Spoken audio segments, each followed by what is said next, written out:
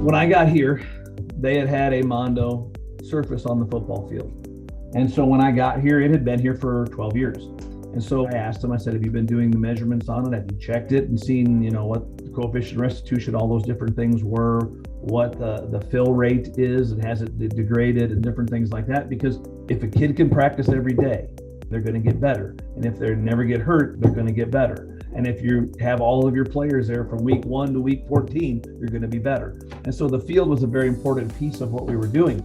Well, that field had held up extremely well over 12 seasons.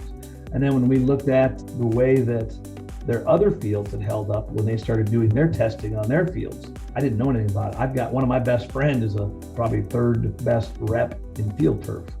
And so I was really wanting to go with somebody different because I knew other people.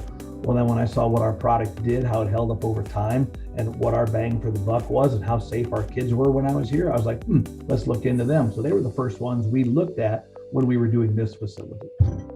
Why? Because the proof had already been in the pudding. And then when I started looking at some of the products that they had and the way that they were doing things, there are people that have similar things, not going to deny it. And there are some companies that may have had one thing better or one thing not.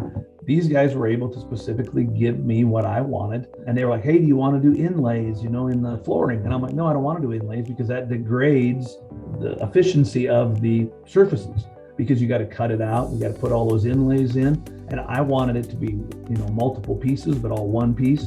I wanted the most bang for my buck. Same reason why I went with a non-mainstream rack builder.